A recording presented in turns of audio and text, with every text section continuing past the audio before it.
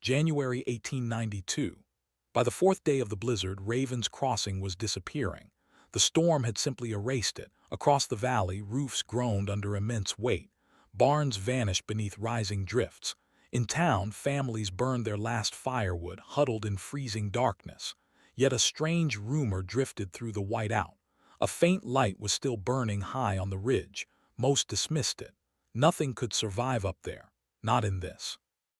Half a mile above the dying town, Gideon Mercer closed his ledger on a single handwritten line. Day 4. Cabin. Still holding steady at 65 degrees, he listened. Outside, the wind screamed against the cliffside. Inside, the stove crackled softly. His wife Ruth slept near the hearth and across the floorboards.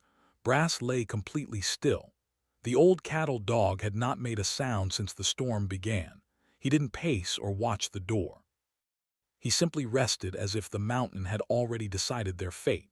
While the valley below lost its fight against winter, the cabin inside the granite alcove remained untouched. It was doing exactly what Gideon had calculated it would do. But why had he trusted a barren stone cliff when everyone else trusted the town? 7 months earlier, Raven's Crossing looked nothing like the place the storm would eventually bury. Mayor Edwin Crowley stood behind a scarred wooden desk while a survey map lay open between them. Fresh settlement parcels covered the valley floor, good grassland, productive soil, easy access to water. Most newcomers fought over those claims. Gideon Mercer ignored every one of them. His finger moved past the creek lots, past the grazing land, past a stretch of fertile ground already drawing attention from ranchers. Then it stopped on a granite ridge overlooking the town. Crowley adjusted his spectacles and frowned. That parcel, Gideon nodded. The mayor leaned closer to the map. There's barely enough level ground for a wagon. That's not what I'm after. The room grew quiet when Gideon explained that he intended to build a cabin inside a natural stone alcove on the mountainside. Several men waiting near the wall laughed aloud. One shook his head. Another muttered something about mountain hermits. Ruth Mercer remained silent beside her husband. Crowley studied the ridge again, certain he had misunderstood. Why would anyone choose that place? Gideon reached across the map and tapped the granite formation. A faint smile touched the corner of his mouth. Because that's the reason I want the land. For a moment, nobody knew what he meant. That only made the claim more interesting. Long before he claimed the granite ridge, Gideon Mercer earned his living moving freight through the mountains of western Montana. His crews opened wagon routes, supplied remote mining camps, and established winter storage sites where goods could survive until spring.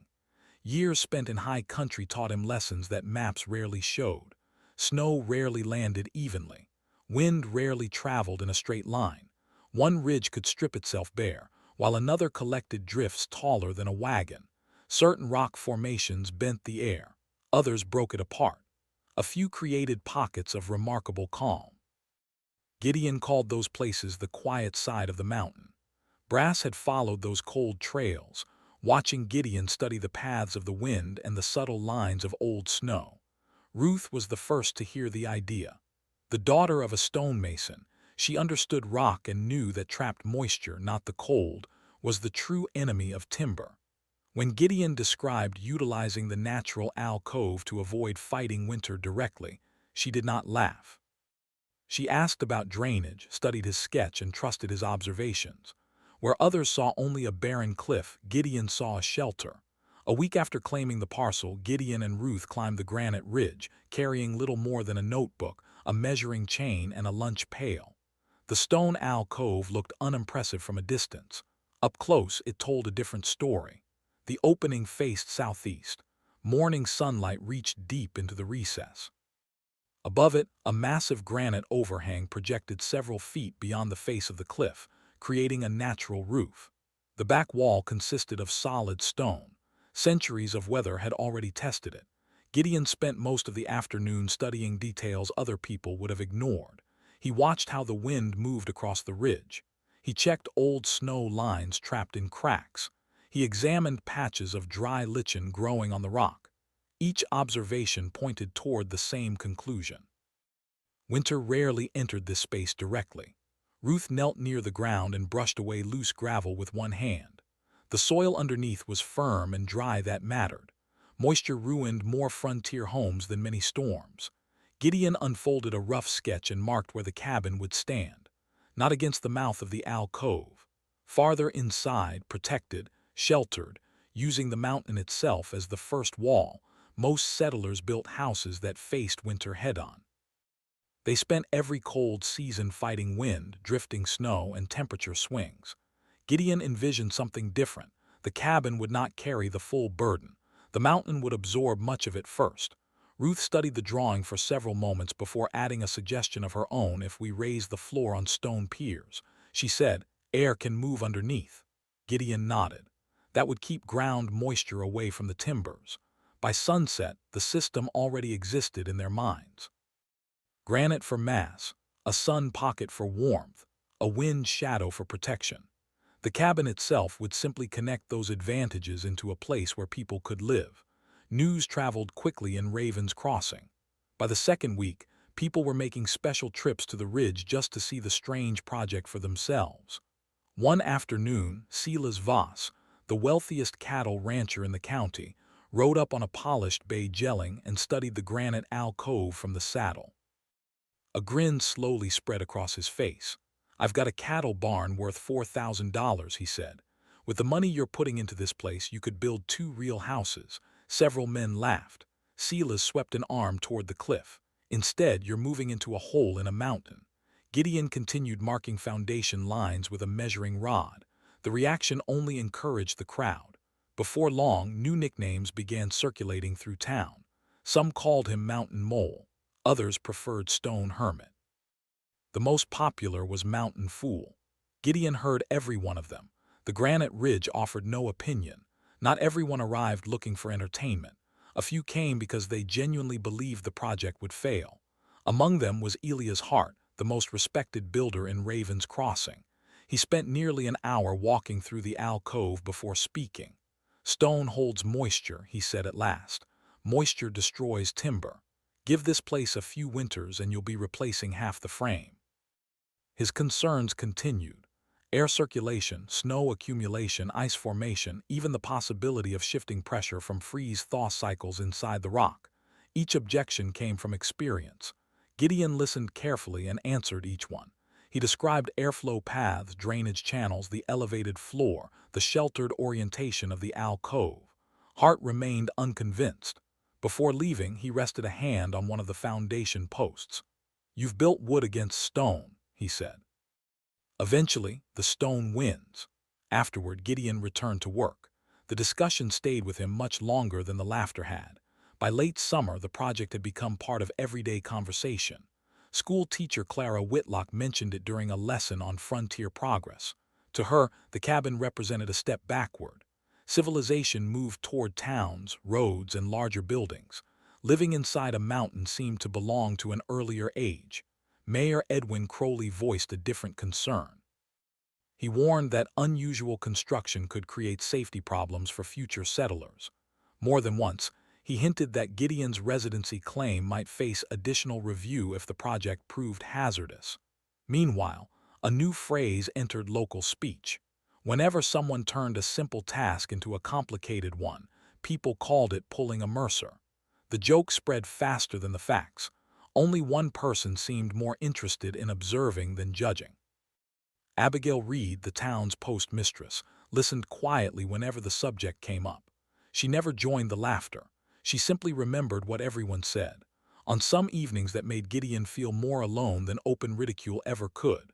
Summer settled over the ridge, and the laughter from town slowly became background noise. Work filled the days. Before sunrise, Gideon often hitched Slate to a wagon and headed toward a stand of lodgepole pine nearly 10 mi away. By evening, rough-cut timbers rattled behind the horse as they climbed back toward the granite alcove. The mountain accepted nothing easily. Every board had to be hauled uphill. Every tool had to be carried. Every mistake cost time. Weeks passed beneath the steady rhythm of axes, saws, and hammers. The first structure to appear was the floor system. Stone piers lifted the cabin above the ground exactly as Ruth had suggested. Heavy beams followed. Then came the frame itself. rising piece by piece against the granite backdrop. Visitors often arrived just in time to witness the hardest part of the work. They saw Gideon guiding roof beams into place. They saw Ruth balancing on temporary planks while fastening wall boards. Most never stayed long enough to see the next stage. A second interior wall gradually appeared behind the first. The gap between them was carefully packed with raw sheep's wool purchased from a nearby flock owner. Each handful disappeared into the cavity until the walls became thick enough to trap warmth and slow winter drafts. Near the rear of the alcove, another project took shape. Gideon carved a small food cellar into a softer section of earth, sheltered by the surrounding stone. Shelves followed. Vent openings came next. Nothing looked impressive on its own. Together, the pieces formed a system. Brass spent much of the summer moving between work areas, usually settling wherever shade happened to be available. Sometimes the old dog watched from beneath the wagon. Other times he followed Ruth from task to task as though inspecting the progress himself. Sunday visitors became a regular occurrence. Families rode out after church. Children pointed. Men offered opinions. Women exchanged doubtful glances. Yet each week revealed something new. A floor, a wall, a roof, then windows, and the outline of a real cabin stood inside the mountain. The jokes continued. So did the work. For Gideon and Ruth, that was enough. Autumn arrived quietly. At first, everything seemed to be working exactly as Gideon had planned. The cabin stayed warm through chilly nights. The small stove used less wood than expected. Drafts were nearly impossible to find. Even the temperature inside the food cellar remained steady. For several weeks, the mountain appeared to be keeping its promise. Then one cold morning changed that. Gideon was checking the north wall when he noticed a thin line of moisture hidden behind an interior board. The droplets were small, easy to ignore. He did not ignore them. 2 days later, the temperature dropped again. The moisture became frost. A pale ribbon of ice stretched across the wood. Ruth ran her fingers lightly over the frozen surface. Neither of them spoke for several moments. The cabin suddenly felt less secure. If moisture continued collecting inside the wall, winter would eventually rot the timbers from within. The insulation would suffer. The structure itself could weaken over time. Finally, Ruth looked toward him. "Can you fix it before winter?" Gideon did not answer immediately. Instead, he removed the board and examined the cavity behind it. The problem became clear. Warm interior air was reaching a cold pocket where circulation slowed too much. The design worked well almost everywhere, but one section of the wall trapped moisture instead of moving it away. For the next several days, part of the cabin came apart. New ventilation channels were added. Air paths were redirected. Several pieces of insulation were repositioned. The work felt frustrating because success had seemed so close. When the repairs were finished, Gideon waded through another cold spell. This time, no frost appeared. The mountain had delivered its first test. Winter had not arrived yet, but the lesson was already clear. A good idea still had to survive reality. The repairs held. By late autumn, the cabin was finally complete. Most settlers measured success by how a house looked from the road. Gideon preferred numbers. A small thermometer hung beside the door. A notebook rested on a shelf near the stove. Each morning and evening he recorded the same details. Outside temperature, inside temperature, wind conditions, firewood consumed. The entries accumulated week after week. Patterns emerged. Even during the first hard freezes, the cabin required far less fuel than comparable homes in Raven's Crossing. By Gideon's calculations, wood consumption was running roughly 65% lower than the town average. Few people cared. One exception occasionally stopped by. Abigail Reed would glance through the ledger while collecting mail deliveries for the Ridge. She never offered an opinion. She simply compared numbers from one visit to the next. The figures remained remarkably consistent. Meanwhile, winter continued gathering strength beyond the valley. One evening, Gideon closed his ledger and looked toward the distant ridges. The first page of evidence was complete, and the recorded figures were highly promising. Yet, he understood that calculations on paper were only a preparation. The true test from nature was still ahead. Late January of 1892 brought changes that most people never noticed. Gideon noticed all of them. Brass had become restless during the previous week. The old dog spent more time watching the western ridges than sleeping near the stove. Flocks of crows abandoned the valley earlier than usual. Snow that normally gathered along several western slopes appeared in scattered patches instead. Even the wind seemed uncertain. One day it came from the northwest. The next day it shifted south. Then it changed again. Nothing by itself meant much. Together, they reminded Gideon of winters he had witnessed while surveying mountain routes years earlier. One morning he climbed to a rocky overlook above the cabin. The bitter range stretched across the horizon. A low band of lead-gray clouds crawled slowly along the distant peaks. Back inside, he opened his ledger and checked the barometer. The pressure had fallen sharply. An hour later, Slate carried him down to Raven's Crossing. Silas Voss listened for less than a minute before chuckling. "A storm," he said. "It's Montana, that's called January." Elias Hart heard him out but remained unconvinced. Every winter produced warnings. Most amounted to nothing. Mayor Crowley reacted differently. The mayor suspected Gideon enjoyed the attention. "People already think you're trying to prove a point," he said. "This isn't helping." By afternoon, the warnings had gone nowhere. Only Abigail Reed paused long enough to ask one question. "When did you first notice the signs?" After hearing the answer, she quietly wrote the date on a scrap of paper and slipped it into her ledger. The town returned to its routine. The mountains did not. Gideon did not return to town after that. There was nothing left to argue about. The next 2 days passed in steady preparation. Extra firewood disappeared into neat stacks along the cabin walls. Water barrels were topped off and moved farther from the entrance. Every hinge on the outer door received fresh oil. Feed was carried to the animal shelter. Crates of potatoes, carrots, and dried beans were transferred into the storage cellar. The work never felt hurried. It felt deliberate. Ruth moved through the cabin with a checklist in her head, inspecting each detail as carefully as Gideon had inspected the mountain months earlier. A loose latch was tightened. A draft near a window frame was sealed. Several blankets were relocated closer to the stove. Meanwhile, Brass spent most of his time near the alcove entrance. Every so often, the old dog wandered outside, stared toward the valley, and returned without making a sound. Snow began falling shortly before sunset. Large flakes drifted through the still air. Ruth paused beside the doorway and watched them accumulate on the granite ledges. "Do you think it will be that bad?" For several seconds, Gideon said nothing. His eyes remained fixed on the darkening sky beyond the ridge. Then he answered quietly, "It doesn't matter what I think." A gust of wind rolled across the mountainside. The mountain already knows. After that, they returned to work. The storm was coming whether anyone believed it or not. And then it came in the night. No second warning came with it. No pause, no gradual build. 1 hour, snow drifted quietly across the ridge. The next, a white wall slammed into the valley and erased everything beyond it. Wind accelerated towards 60 mph, then higher. Snow no longer fell from the sky. It raced sideways through the darkness. Temperatures plunged below 38 degrees below zero. Every exposed surface surrendered to ice. On the first day, snow quickly swallowed the roads, began burying fences, and hemmed in all of Raven's Crossing.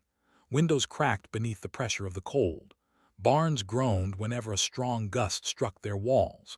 Chimneys collected ice faster than families could clear it away. Across the ridge, the mountain seemed almost indifferent.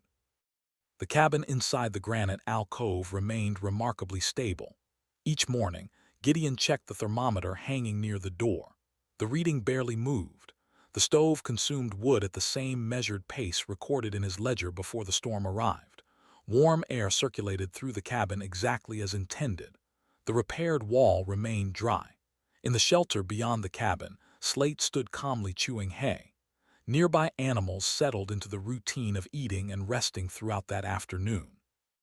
Brass simply lay asleep beside the stove that troubled Gideon in an unexpected way. The dog behaved as though nothing unusual was happening. Outside, an entire valley fought for survival. Inside, the mountain absorbed the violence before it ever reached them.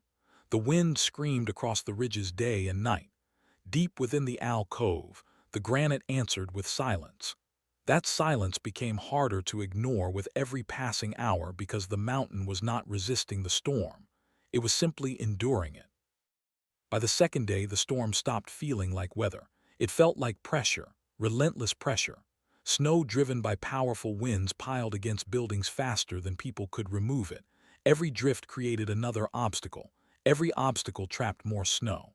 At Silas Voss's ranch, white walls rose higher with each passing hour. What began as a nuisance became a threat. Drifts climbed past windows, then past the lower edge of the roof. One livestock barn carried the weight as long as it could. The collapse came suddenly. A sharp crack, a violent groan, then silence beneath tons of snow. Across town, Elias Hart faced a different problem. Ice formed inside part of his ventilation system. Airflow slowed. Smoke that should have escaped through the chimney began lingering indoors. By the end of the third day, maintaining heat required constant attention. Other families faced similar struggles. Wood piles shrank. Doors disappeared behind packed drifts. Men spent precious energy tunneling through snow just to reach sheds and fuel stacks. Each hour demanded another task, another repair, another attempt to stay ahead of the storm. The buildings that had seemed perfectly suited to frontier life were now fighting battles they had never been designed to win. Meanwhile, a very different record was taking shape above the valley. Inside the granite alcove, Gideon continued making entries in his ledger. Date, temperature, wind conditions, fuel consumption. The routine never changed. Late on the third evening, he wrote another line beneath the previous entries. Day 3, cabin 65 degrees F. The pencil paused briefly before moving again. Outside, the storm kept burying Raven's Crossing. Inside, the numbers remained almost unchanged. For the first time, proof existed. The mountain had begun delivering its verdict. Late in the afternoon on the fourth day, a dull sound echoed through the granite alcove. A knock, then another. Brass was on his feet before anyone else reacted. The old dog stood motionless for a second, ears forward, staring toward the outer door. Gideon grabbed a lantern and crossed the sheltered space between the cabin and the entrance. The wind forced its way inside the moment he opened the door. Snow swirled through the gap. Two figures stumbled forward. Elias Hart collapsed to one knee. Beside him stood his teenage son, barely able to remain upright. Ice covered their coats. Frost clung to their eyebrows. Their faces carried the pale color of men who had spent too long in deadly cold. It took several minutes before the full story emerged. The chimney had iced over. The fire had failed. They had spent hours digging a path through drifts piled against the house. After escaping, they followed fence lines and landmarks they could barely see through the storm. Eventually, instinct brought them toward the mountain, toward the place Hart had once criticized. The builder, who had argued about moisture, air flow, and stone pressure, looked nothing like the confident man who had walked the alcove months earlier. At that moment, he was simply a father trying to keep his child alive. Ruth wrapped both men in blankets. Hot water went onto the stove. Steam slowly rose from two tin cups resting on the table. Nobody mentioned past arguments. Nobody spoke about predictions. The storm continued roaring beyond the granite walls while warmth gradually returned to frozen hands. For a long time, only the crackling stove filled the room. Then Hart lowered his eyes toward the cup he was holding. His voice sounded rough, almost embarrassed. "You were right." The words hung in the air. Gideon did not answer immediately. Instead, he added another piece of wood to the fire and glanced toward the door. The storm was still out there, and somehow he suspected Hart would not be the last visitor before it ended. The storm continued through the night. By then, people in Raven's Crossing understood a hard truth. Surviving inside their own homes was no longer guaranteed. Word traveled in fragments. A neighbor reached another house. A family spotted movement through blowing snow. Someone remembered the cabin hidden inside the mountain. The route was dangerous, but it existed. Fence lines became guides. Rock outcrops became landmarks. The wooden markers Gideon had placed months earlier suddenly mattered more than anyone had imagined. Throughout the fifth day, figures emerged from the white chaos one after another. Mayor Edwin Crowley arrived exhausted and covered in ice. Clara Whitlock appeared later with several frightened children and two elderly residents. Families followed, then more families. Every arrival carried the same expression: relief mixed with disbelief. The granite alcove gradually transformed into something far larger than a cabin site. It became a refuge. By late afternoon, 31 people occupied the shelter. The cabin itself remained the warm center of activity, while the protected stone chamber around it provided additional space for sleeping, cooking, and storing supplies. Ruth organized food with quiet efficiency. Meals became smaller, but everyone received something warm. Abigail Reed sat near the lantern light with a notebook on her lap, carefully recording the names of those who had made it to safety. Gideon divided firewood according to need rather than status. The mayor received no special treatment. Neither did the wealthiest rancher. Outside, the storm treated everyone equally. Inside, the same rule applied. Brass wandered among the gathered families as though he had accepted responsibility for them. Children scratched behind his ears. For the first time in days, a few even smiled. The jokes that had once followed Gideon across town had vanished. Nobody mentioned mountain mole. Nobody mentioned stone hermit. Nobody mentioned mountain fool. The place that had been mocked all summer now held nearly a tenth of ravens crossing alive beneath the mountain. Beyond the entrance, the wind still screamed across the valley. Inside, firelight flickered against granite walls while 31 people waited together for morning. Morning arrived without wind. That was the first sign the storm had finally ended. For several moments, nobody moved. The silence felt unfamiliar after 5 days of constant noise. Then Gideon opened the outer door and stepped into a world that barely resembled Raven's Crossing. Snow covered everything. Fences had vanished. Roads no longer existed. Entire sections of the valley appeared smooth and featureless beneath enormous drifts. Several rooftops barely remained visible. Others had disappeared completely. The damage became clearer as more people emerged from the shelter. Collapsed barns, buried sheds, frozen livestock trapped where the storm had caught them. Search parties formed almost immediately. Men grabbed shovels and ropes. Small groups spread across the valley looking for survivors and assessing damage. Each hour revealed more of the disaster. Nature had spent 5 days testing every structure, every decision, and every assumption the town had made about winter. Some things endured, many did not. Above the valley, the granite alcove remained almost unchanged. 31 people stood alive because they had reached it in time. The difference was impossible to ignore. Months earlier, the mountain cabin had been treated as a curiosity. Now it stood as evidence. The verdict had already been delivered. The storm was gone. Its judgment remained. Several days passed before people found the words they wanted to say. Silas Voss arrived first. The rancher removed his hat before speaking. Something few residents of Raven's Crossing had ever seen him do. His storm losses had been severe. Part of his herd was gone. One of his largest barns existed only as broken timber buried beneath snow. I judged that place wrong, he admitted. Others followed. Mayor Crowley came next. Then Clara Whitlock, then Elias Hart. The conversations differed in detail. But they all traveled toward the same conclusion. What they had mocked had worked. What they had trusted had often failed. Yet the most important moment came from neither apology nor praise. It came from a notebook. One evening, Abigail Reed sat at a table inside the cabin with Gideon's ledger open before her. Several townspeople gathered nearby as she slowly turned the pages. The entries stretched back for months. Temperatures, wind observations, barometric pressure, firewood consumption, dates, conditions, measurements. Every page told the same story. The cabin had remained stable while weather conditions changed around it. Fuel use stayed dramatically lower than most homes in town. Even during the blizzard, the recorded temperatures barely shifted. Nobody interrupted. Arguments had little room to survive beside numbers collected over an entire season. Abigail closed the ledger and rested her hand on the cover. For the first time, the discussion moved beyond opinion. Evidence now occupied the center of the table. Across the room, Elias Hart studied the walls in thoughtful silence. Eventually, he looked toward Gideon. "Would you mind if I measured everything?" There was no challenge in his voice, no skepticism, only curiosity. He wanted dimensions, ventilation paths, floor height, wall spacing, the principles themselves. Months earlier, Hart had come to explain why the cabin would fail. Now he hoped to understand why it had succeeded. A year later, Raven's Crossing looked different. The changes were subtle at first.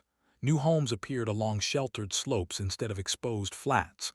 Storage cellars were dug deeper. Windbreak walls became more common. Builders paid closer attention to ridges, drainage, and snow patterns before choosing where to place a structure. Nobody copied Gideon Mercer's cabin exactly. Most people couldn't. The granite alcove on the mountainside was unique. What spread across the valley were the principles behind it. People began studying wind before they studied floor plans. They paid attention to terrain. They learned that location could be as important as lumber. Elias Hart played a large role in that change. The builder who once predicted failure became one of the strongest advocates for practical winter design. He incorporated protected entrances, improved ventilation paths, and better site selection into projects throughout the region. Mayor Edwin Crowley made changes as well. New winter building guidelines encouraged settlers to consider prevailing winds, snow drifting, and natural shelter when establishing claims. The lessons of the blizzard slowly became part of local knowledge. Years passed. Children grew into adults. New storms came and went. The mountain remained. Gideon spent the rest of his life in the cabin he had built beneath the granite overhang.